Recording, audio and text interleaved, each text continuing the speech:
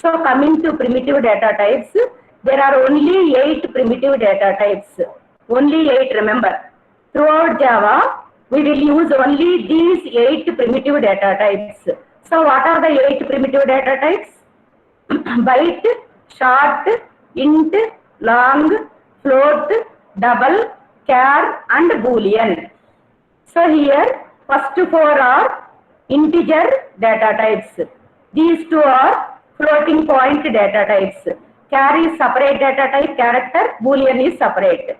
So if you divide into, see, there are 6 numerical data types. What are the 6? Byte, short, int, long, float and double. These are the 6 numerical data types.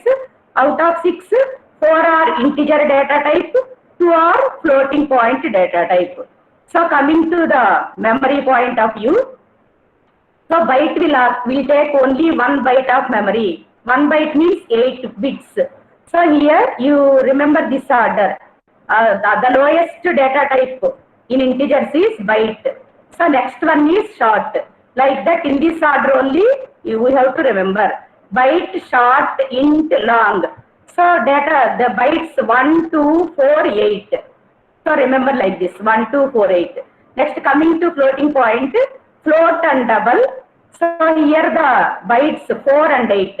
See here the last 2 int and long also taking 4, 8 and float and double also 4, 8. So remember the order, in this order only 1, 2, 4, 8, then 4, 8.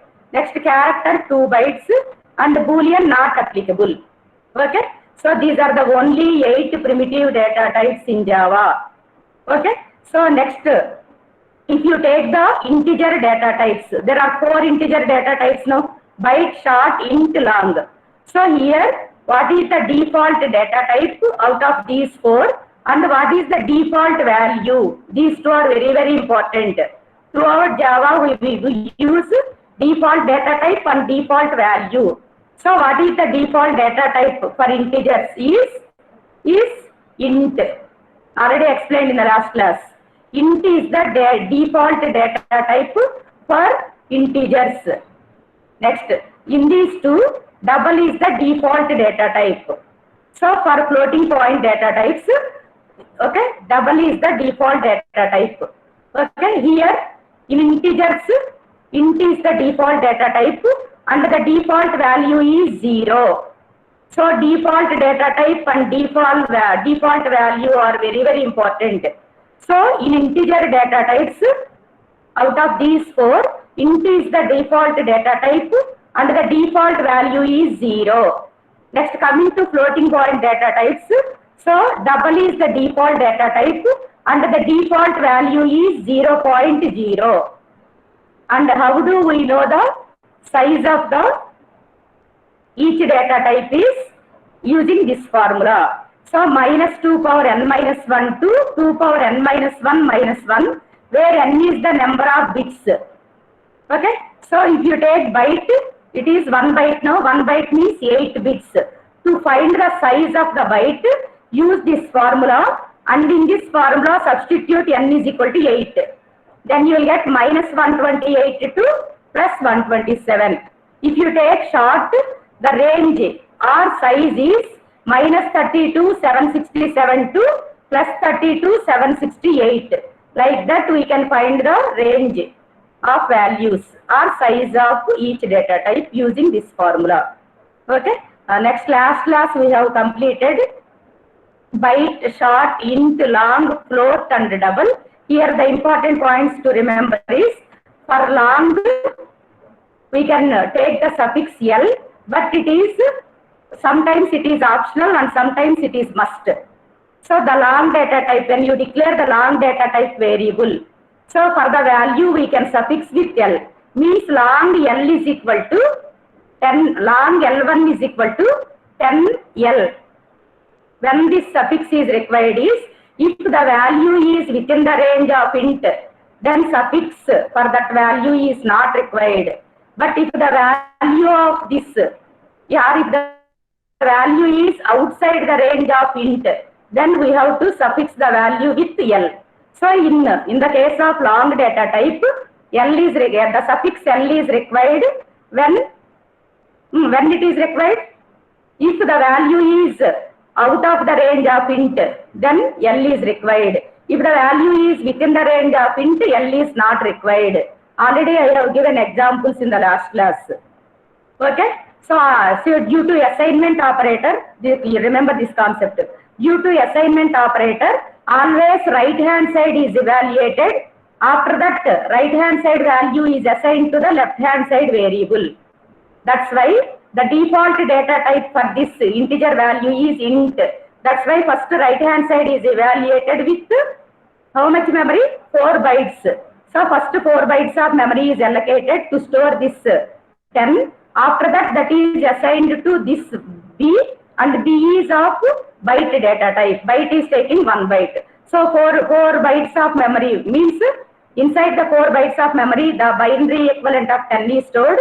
After that, that is assigned to this B. But this value must be within the range of byte only. That is minus 128 to plus 127. Then only it is copied to this one. Otherwise, you will get compiler error. If the value is outside the range of byte, even though we are storing this in 4 bytes of memory, but while copying, you will get a problem, that is compiler error. If the value is outside the range of byte, byte is taking minus 128 to plus 120, minus 128 to plus 127. Okay. So this is the rule due to assignment operator. That's why the suffix L is required if the value is outside the range of int, and the suffix L is not required if it is within the range of int. So that is regarding long. This point we have to remember. Coming to float.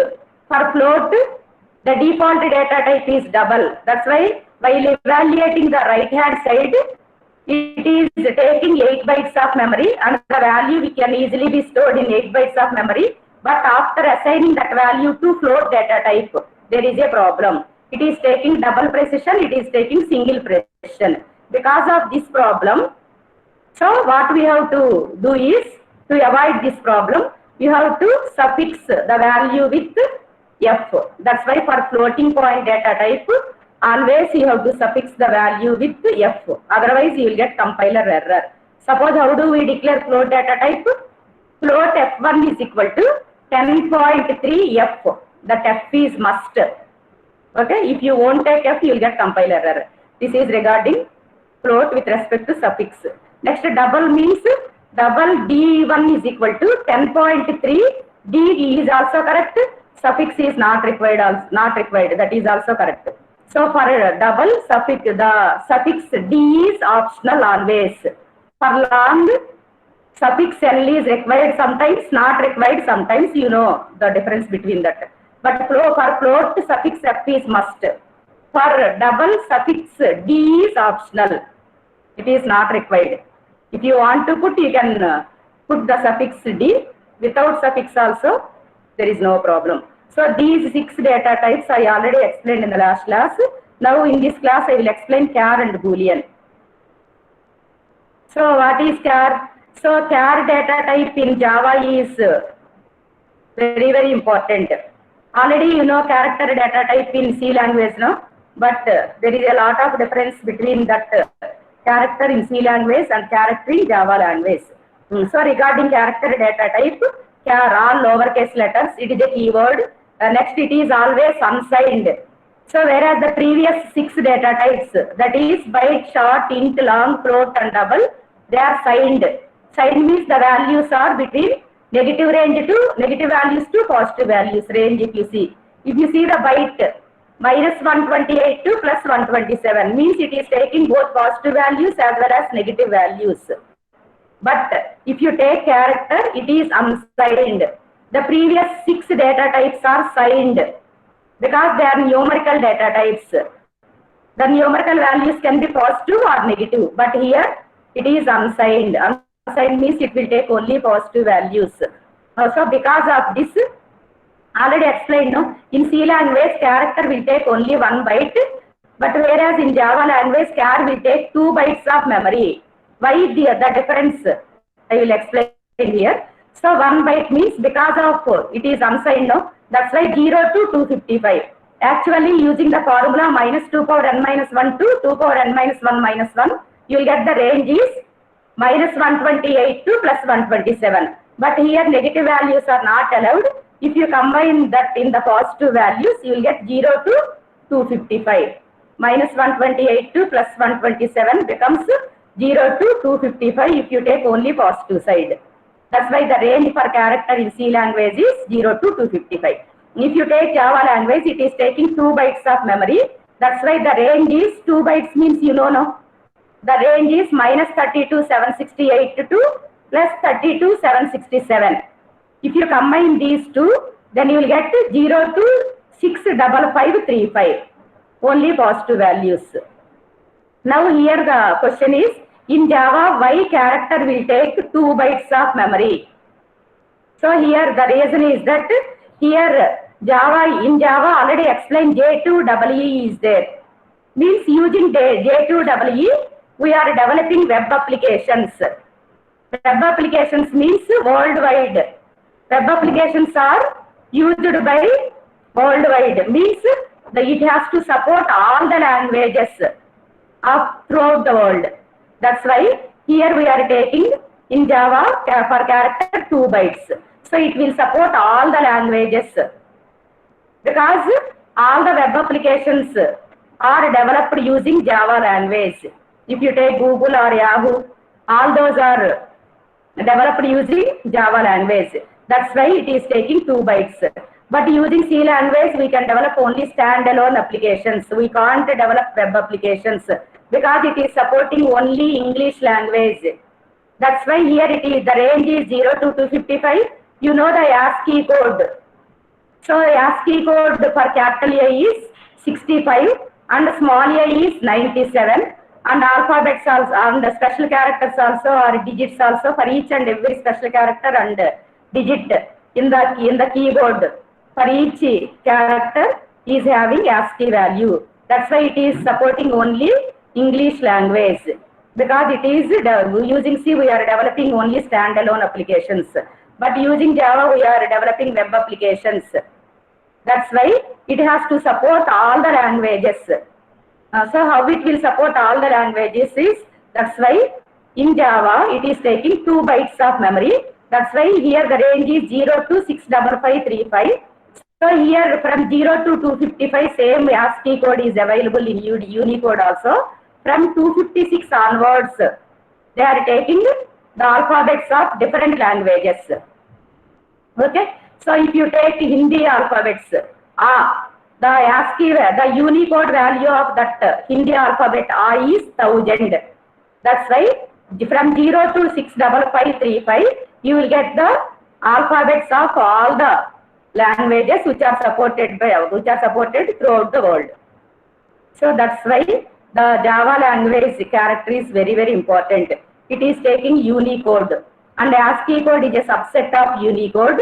0 to 255 is this ASCII code is available in Unicode also, but from 256 onwards, that is from 256 to 65535, they are giving these values for different languages alphabets. Okay, that's why it is supporting international languages, all languages. Okay, that is the difference between the character in Java language and in C language. So ASCII code is a subset of Unicode. Next here, coming to character in Java, it is unsigned. Next size is 2 bytes. What is the default value? So here it is only one data type now. If you take integers, there are 4 data types in integers. That's why default data type also important in addition to default value. But here character is only one now. That's why only default value enough. So what is default value for character data type is 0. So here it is Unicode now. Unicode means here we are using hexadecimal notation. You know hexadecimal notation in DLD also.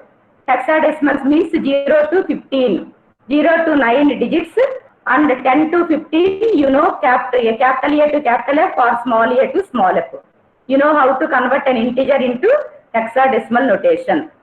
Like ASCII means here we can convert in Here in Unicode, we are using hexadecimal. Hexadecimal means you have to divide with 16. Binary means we have to divide with 2, no? That's why hexadecimal means 16. So here it is using hexadecimal notation. That's why the default value of char is 0. 0 is the ASCII value for the special character blank space. Okay, blank space. For blank space, the ASCII value is 0. So here what is the hexadecimal notation? For this 0 is, so \u 4 zeros. So within single quotes. So the default value for character in Java language is single quotes \u 4 zeros. Next range is 0 to 65535, and it's here it supports Unicode. Unicode means universally accepted code, means it is supporting all the languages. Okay. Next, it takes hexadecimal notation. Now coming to examples. Char C1. Char is the data type and C1 is a variable which is declared with char data type.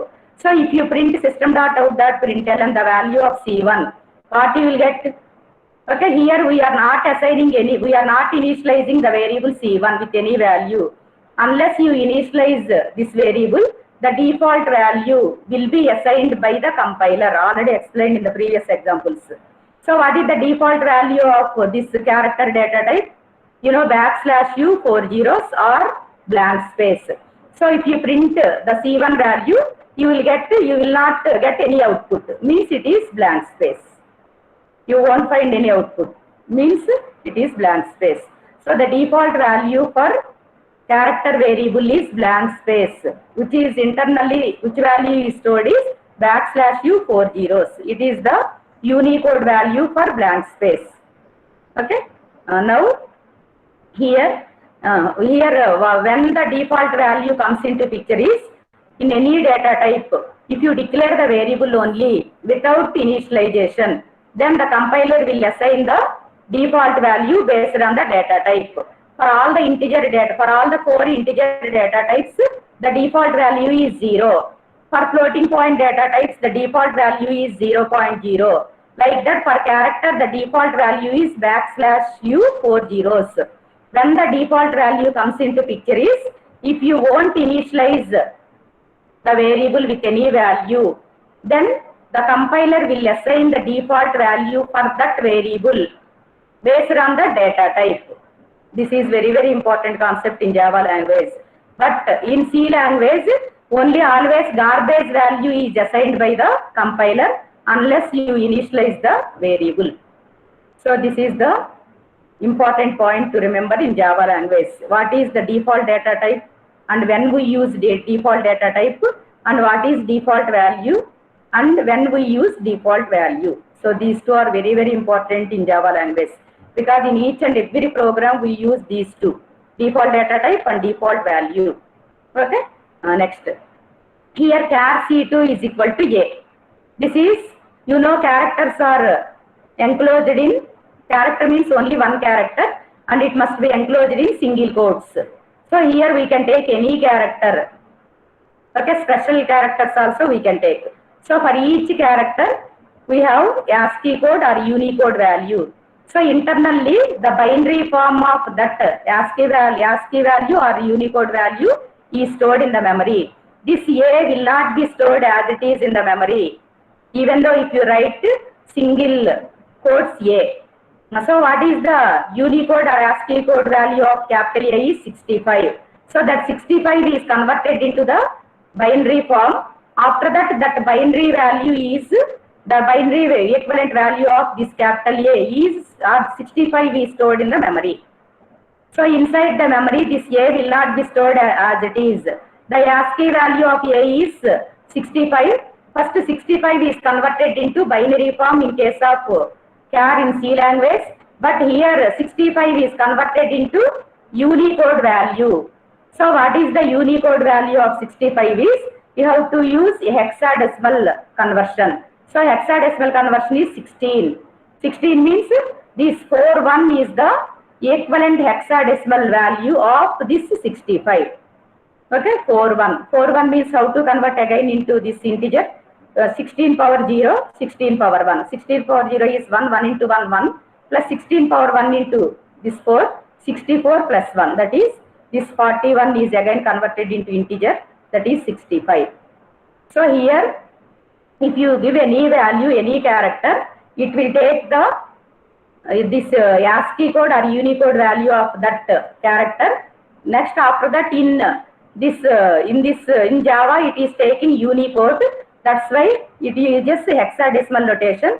That's why the integer value of is converted into hexadecimal notation or hexadecimal this equivalent, that is 41 is the hexadecimal equivalent of this 65. This internally, this is the value which is stored in the memory for C2. And how many bytes of memory is allocated for C2 is 2 bytes. So inside that 2 bytes of memory, 41 is assigned. Next, char C3 is true. True means it is Boolean value, no? So it is Boolean data type, here it is character data type. Both are incompatible data types. So you will get incompatible data types and it is a compiler error. Similarly, inside the single quotes, we have to write only one single character, because here we are writing 2 characters, that's why compiler error. String, this is double quotes means string, it is not acceptable, that's why compiler error.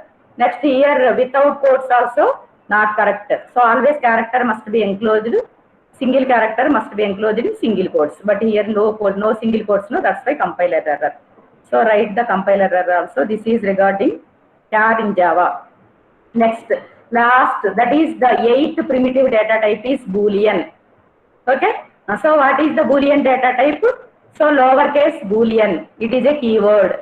Next, how do we, so what are the values Boolean is taking is, it is taking only 2 values. They are true and false. And true and false are also only lowercase. All lowercase only. All take all lowercase letters.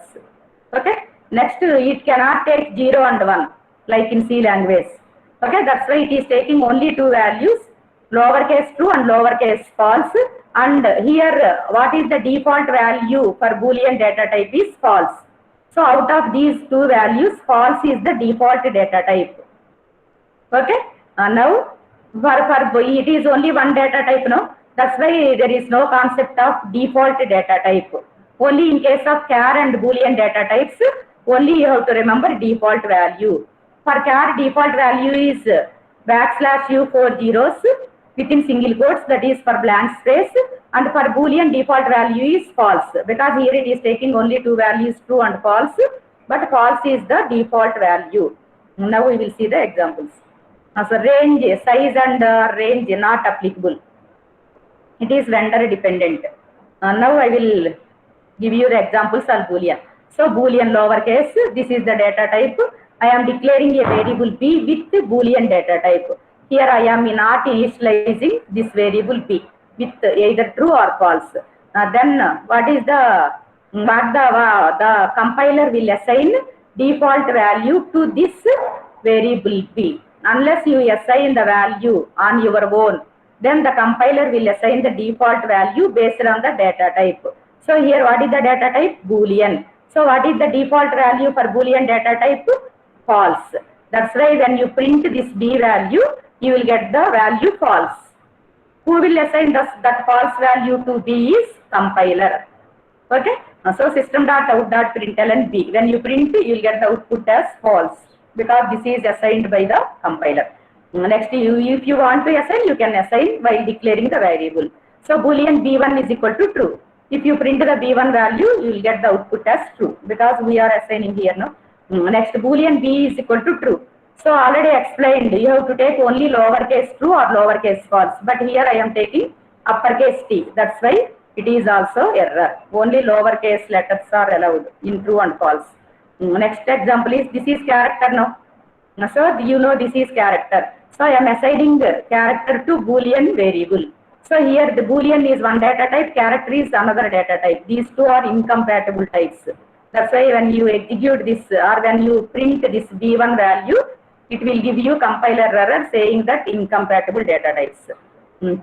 Next, here 10.9. You know this is right hand side. This is deep. What is this one? Double. Okay, the default data type for any floating point number is double. So here it is double data type, because 10.9. This is double data type. This left hand side variable is Boolean data type. So Boolean is one data type and this is numerical data type double. So these two are incompatible data types. That's why you will get compiler error saying that incompatible data types. This is regarding Boolean. So with this, all the 8 primitive data types are completed. So what are the 8 primitive data types? Very, very important in Java language. Byte, short, int, long, float, double, char and Boolean. Please execute all these. Try to understand the compiler errors also. So till now we have completed primitive data types. Okay. How many primitive data types are there in Java is there are only 8 primitive data types. What are they means? Now you can easily explain the primitive data types. So this is the tabular form of the 8 primitive data types.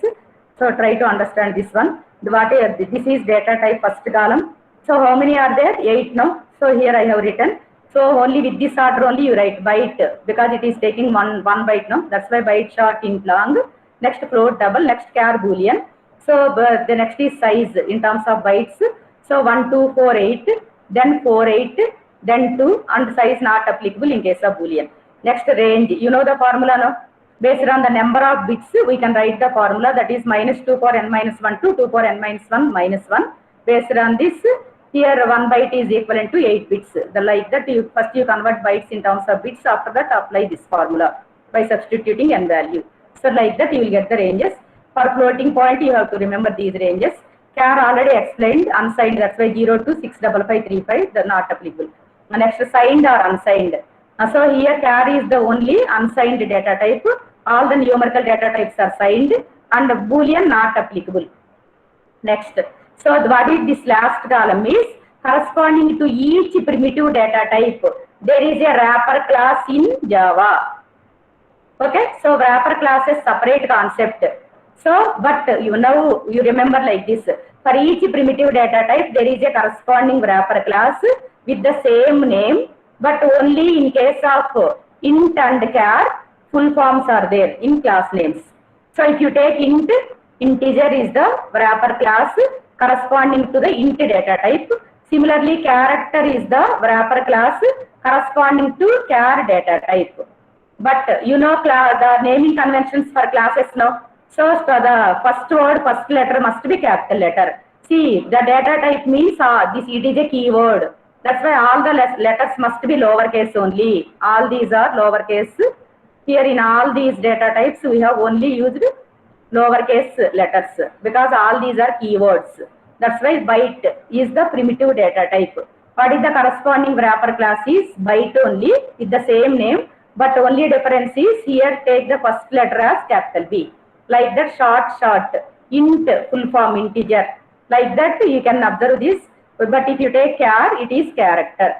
Only integer and character. These two are taking the full forms with the first letter as capital letter for all these wrapper classes. So where we use wrapper classes, I will explain when we discuss command line arguments. Command line arguments means it will take only strings. To convert that strings into numerical data type, we will use wrapper class. Integer dot parse int, float dot parse float, double dot parse double.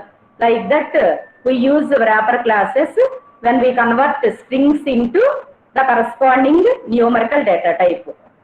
So these are useful in command line arguments. Okay. At that time I will explain these wrapper classes. Now remember, corresponding to each primitive data type, there is a wrapper class. So with this primitive data types, concept is completed. So already explained, there are two types of, or data types are categorized into two categories. They are primitive data types and non-primitive data types. So primitive data types we have completed. Now we will start non-primitive data types. So only in C language, primitive data types concept is there. Okay, but in Java language, in addition to primitive data types, we have the concept of non-primitive data types. It is not available in C language. It is only available in any object-oriented programming languages. Java is an object-oriented programming language. That's why in Java we will discuss the all concepts with respect to classes and interfaces. Okay, so these two data types are non-primitive data types. In C language, there is no concept of non-primitive data type. Why? Because in C language, we will not use the concepts, classes and interfaces. That's why in C language, we have only primitive data types. But in Java language, we have primitive and non-primitive data types. Both are available. Already I explained primitive data types. There are only 8 primitive data types. Coming to non-primitive data types, classes and interfaces are non-primitive data types. So class is a non-primitive data type and interface is also a non-primitive data type. What is a non-primitive data type? I will explain here. So coming to non-primitive data types, here we have classes and interfaces. Already explained in classes, there are two types of classes. They are user-defined classes and predefined classes. In interfaces also there are two types, user-defined and predefined. Predefined means these classes and interfaces are developed by the Sun developers. Predefined classes and predefined interfaces are developed by Sun developers. We have to use the classes and interfaces wherever we require. So if you see Java API, in that you can find predefined classes and predefined interfaces. Coming to user-defined classes and user-defined interfaces, we are writing our own classes and interfaces. These are written by the programmers. That's why these are called user-defined classes and user-defined interfaces. If you go to Java API, we can find predefined classes and predefined interfaces and predefined packages also. Okay, next. So already explained, student, box, employee, bank account, all these are user-defined classes. System, string, thread, all these are predefined classes. Next, runnable is a predefined interface. We will discuss this runnable interface in multi-threading. Next, creatable means we are writing our own interface, that is user-defined interface. Here we use adjectives to in naming conventions for interfaces. Here we use nouns while giving the names to classes. Okay. Next, you know the naming conventions for classes and interfaces. Okay. Next, now here I will show you how class is a non-primitive data type. Here we are saying class is a non-primitive data type and interface is also a non-primitive data type. Now I will explain why class is a non-primitive data type and interface is a non-primitive data type. I will give you examples. With those examples you can easily understand. Now remember, so like in primitive data types, default values are available for each and every data type. Like that in primitive data, in non-primitive data types also, so default value is available that is applicable for reference variable. So here remember only one statement with respect to non-primitive data types, that is whether it is class or interface, the default value for any reference variable is null. Now you remember this one, I will explain with examples that statement, default value. Now coming to classes, how do we declare a variable with class data type? Already I explained this syntax in object concept. After defining the class, we need to create objects. No? Once you define the class, we can create any number of objects like this. So here I have created student class. After creating the student class, I am creating the object for that class. So what is the object for student class is student S1 is equal to new student. Yeah, I will take first only left hand side part. So student S1, first I will start with this example. Student S1 means, so compare this statement with int A. So compare this statement with int A. How to read that statement int A? A is a variable which is of int data type. Like that here also how to read this statement is S1 is a variable which is of student type. Student is a class type. That's why all classes and interfaces are data types in Java, like any other primitive data type, like int, float, char, boolean. Like that, in place of int, here I am writing student, and in place of A, I am writing S1. So when you compare the statement with int A, you can understand more clearly why student is a data type and or how student is a data type. So here, how to read this statement is S1 is a variable which is declared with student type and student is a class. That's why student is a class which is a non-primitive data type. All the classes and interfaces are non-primitive data types. That's why here student is a non-primitive data type. Okay. Now here one more difference is here the variable S1 is holding the address of the object. See, this entire right hand side part is called student object. The address of that object is stored in the variable S1. That's why S1 is called reference variable. Reference variable means it holds the address of the object. So how to read this statement now is S1 is a reference variable. S1 is a reference variable which is of student type and student is a class. So like primitive data type, here we are declaring non-primitive data types like classes and or using classes and interfaces.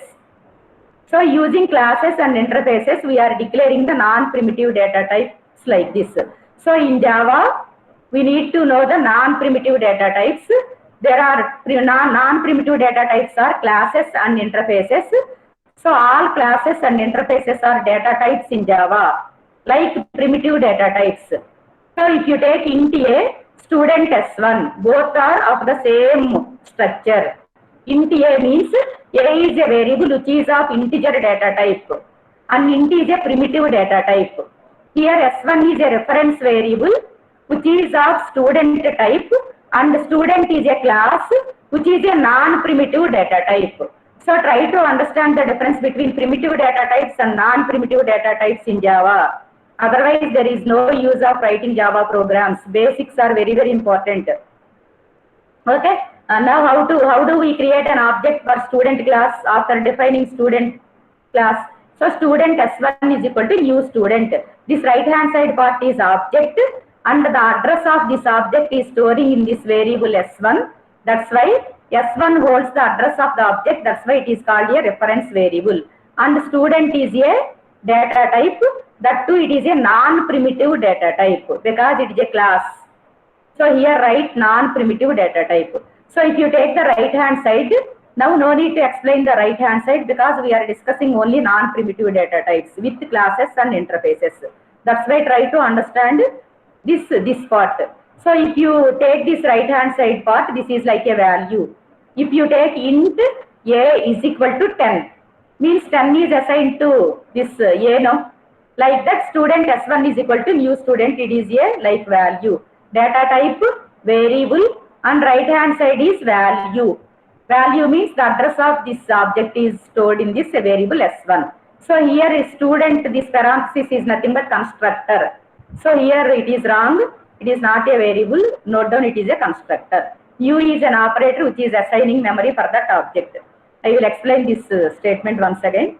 Now try to understand non-primitive data type for non-primitive data types for user-defined class. This is a student is a user-defined class because we have defined the student class.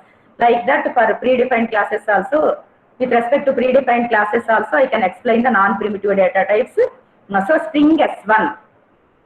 So here one more important point is, if you write student S1, here object is not there. Then here default value comes into picture.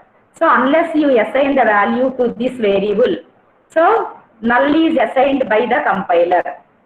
Okay, because the default already explained, no? The default value for any reference variable is null. You know S1 is a reference variable which is of student type.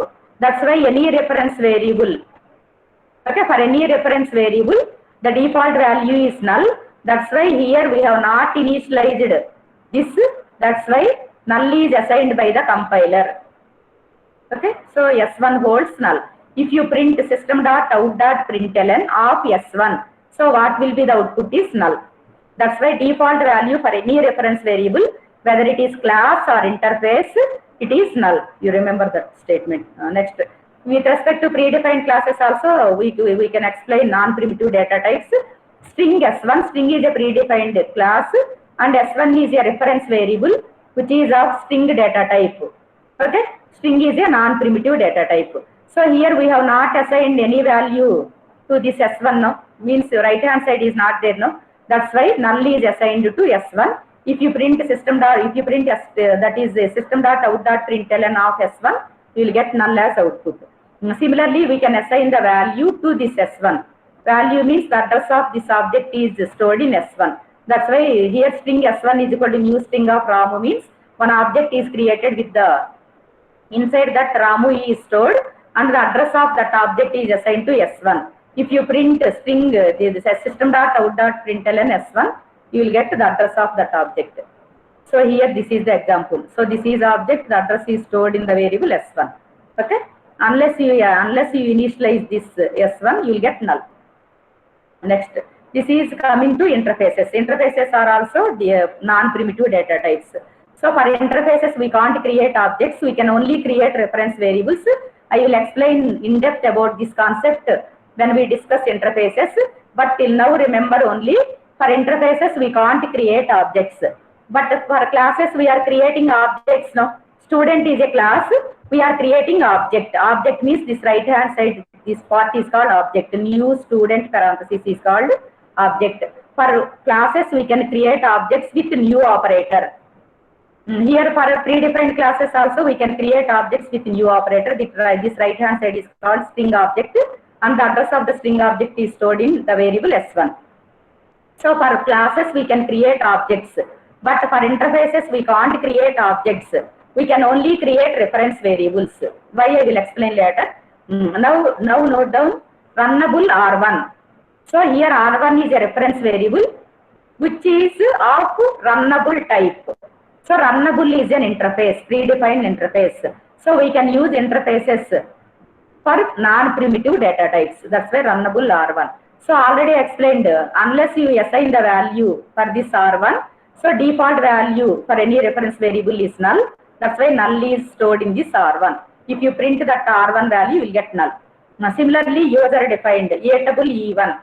For interfaces, we can only create reference variables like this, which is equal to new A-table we can't write. It means objects cannot be created for interfaces. Only we can create reference variables for interfaces. You remember this statement. A-table E1. So here we have not assigned anything to E1. No? That's why the compiler will assign null, because the default value for any reference variable is null. That's why when you print this E1, you will get null. So this is regarding non-primitive data types. So with these data types, I have completed data types. So in data types, there are two types of data types, primitive data types and non-primitive data types. There are only 8 primitive data types, and non-primitive data types are classes and interfaces. So in Java, classes and interfaces are non-primitive data types. Like primitive data types, here we have non-primitive data types also there. Next concept is variables. After data types, we have to follow variables. So in this order only, you try to understand the basics. First identifiers, then keywords, then data types. After data types, variables, then constants or literals. In that order only we have to follow. But in variables, we use constructor concept. So first I will give the brief idea on constructors. After that I will explain variables. So constructors play very important role in Java language. So I will explain what is a constructor and what is the purpose of constructors. I will explain. So this is heart of Java program. Without constructor, there is no program in Java. So in each and every program, we can find constructors. That's why if you understand constructors, then you can easily write the Java programs. So it is playing very important role in Java. Now I will explain constructor concept. So what is a constructor and what is the purpose of constructor? So the main purpose of constructors is to initialize the objects. I will explain how do we initialize the objects next. Next, how do we write the constructors. And what are the rules for writing constructors? The first rule is name of the constructor must be same as the name of the class. So class student. What is the name of the class? Student. So the name of the constructor must also be student. So what is the first rule for writing constructor is class name and constructor name must be same. Next, constructors do not have return type. Okay, now I will explain how do we write the constructors. So what is the syntax for writing constructor is class name. Constructor name must be same as the class name and parenthesis. Inside the parenthesis, like methods without parameters or with parameters. So here I have taken parameters list in the square brackets. Square brackets means optional. So here this constructor with parameters we can write or without parameters also we can write. That's why square brackets indicates optional. Okay. So how do we write constructor is this is the syntax for constructor. So constructor name must be same as the class name. Then with parameters or without parameters. Again open brace, closing brace. Inside this, what is the functionality of this construct is to initialize the objects. Okay, I will explain this later. So here inside this constructor, I will write initialization of objects. So this is the constructor syntax. Okay. Now I will write our class student. So what is the constructor in the student class is? So student, here no parameters. That's why simply write parenthesis. Next open brace, closing brace. So the main purpose of constructor is to initialize the objects. So inside the objects only roll number and marks are stored. That's why I will initialize the variables roll number and marks. Okay, in the constructor. That is roll number is 1 and marks is equal to 100. So inside the constructor, what I will do is I will initialize the instance variables of the object. Next, when we discuss variables, I will explain about instance variables concept. Now remember, the main purpose of constructor is to initialize the object, which is nothing but to initialize the instance variables of the class. Okay, what are the instance variables of student class here is roll number and marks. So here I am giving the values to these two. It is nothing but initialization of instance variables, or we can say initialization of the object. So the main purpose of constructor is to initialize the instance variables. Now here you may get one doubt. It looks similar to a method, no? So here if you take method name and parameters and return type here, methods must have return type, no? So return type, method name, and then with or without parameters, and this is the functionality of the method, no? Then here you may get one doubt. Then what is the difference between constructor and method? So in Java language, in addition to the methods, we use constructors also. In C language, there is no concept of constructor, because in C language we are not using class concept. But in Java language we are using class concept. That's why constructor is there. Constructor name and class name must be same. Okay.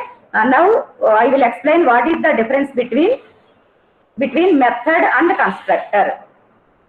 So constructors do not have return type, and methods must have return type. This is the main difference between constructor and method. Except this one, everything is same. See, if you take this is, we will take this example. This is student class constructor, no? So if we can say it is a constructor. Why? Because it is not having return type. So based on the return type only, we will differentiate constructors and methods. Constructors must not have return type, but methods must have return type. See here, if you observe this constructor, which is of students class constructor, here there is no return type. I accept that everything is like method only, no? This is the functionality of this constructor. Now I will explain what is the difference between constructor and method. So method name. So already explained, no? Constructor name and class name must be same. What is the first rule? Name of the constructor must be same as the name of the class, and it should not have return type. Okay. When we take methods, Method name may or may not be the same as class name. You can take method name as class name also, no error. But it is not suggestible. It is not recommended. Okay. So if you take also, no problem, no error. Method name may be same as the class name or may not be same as the class name. But constructor name must be same as the class name. Must. Here may or may not. But don't take this concept may, because it is not recommended. Okay. Now, but I will take no error. No. That's why here I will take the method name as class name. Our class is student. So student here without parameters. Here I am taking return type, that is int. So now you can understand it is a function or method. It is not a constructor, even though we are taking the name of the function as the name of the class. Why? Because we here see the return type. So it is having the return type int. That's why it is not a constructor. We can understand that it is a method. The only difference between method and constructor is methods must have return type, but constructors must not have return type. That is the only difference between method and constructor, because method names can also be same as the class names. No. Okay. So that's why based on the return type we will differentiate whether it is method or constructor. This is regarding constructor. Next, what are the modifiers which are allowed for constructors? Already in keywords concept I explained modifiers. So some of the modifiers are private, public, protected, and then static, final, abstract. All these are modifiers. But which modifiers we can use for constructors is only these access modifiers we can use. There are 4 access modifiers: private, public, protected, and default. Actually, default is not a keyword. I will explain this later. If you won't give any access modifier, that is default. These access modifiers I will explain in depth later. Now try to understand there are 4 access modifiers. They are private, protected, default, and public. These are the only 4 access modifiers, and only these 4 are allowed for constructors. Except these, the remaining are not allowed. Like static we cannot use, final we cannot use, abstract we cannot use. Okay, only these are the 4 access modifiers which are allowed for writing constructors. If you take student, it is for student class. So this is the constructor for student class. If you observe, there is no return type. That's why you can say it is a constructor. Next, here coming to access modifier. If you won't write anything, it is a default access modifier.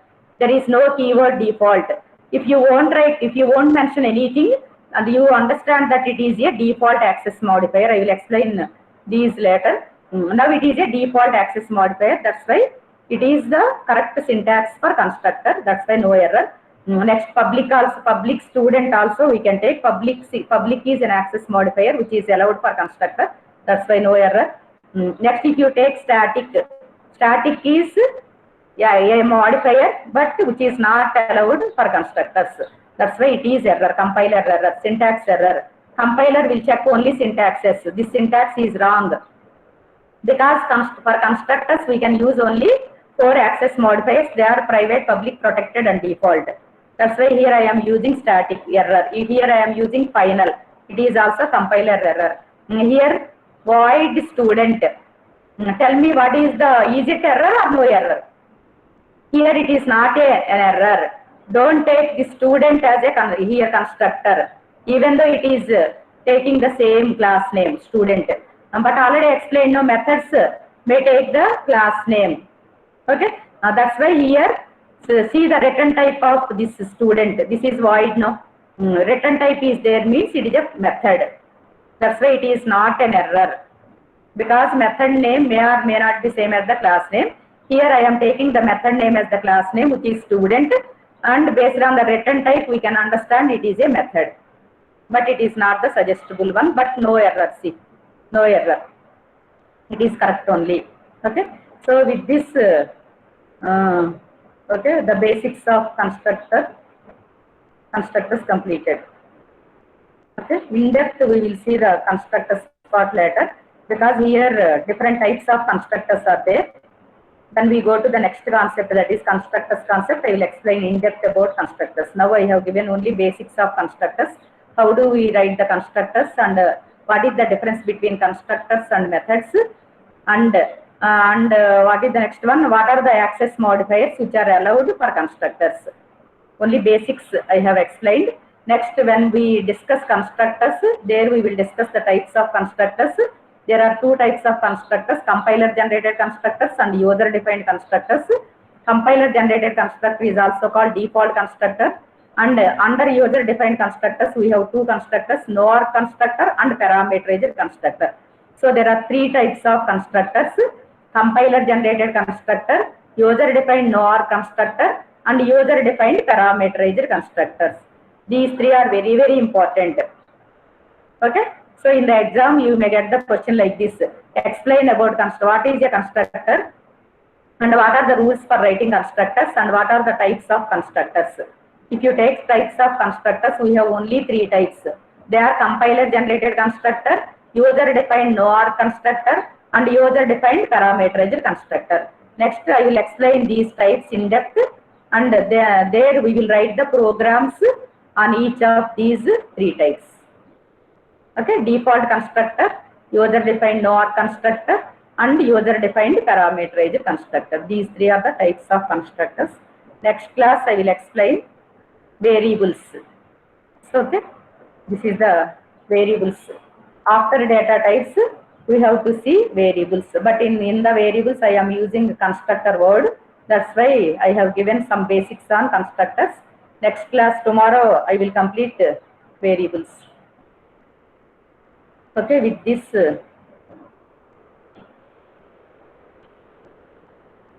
data types and basics of constructors are completed.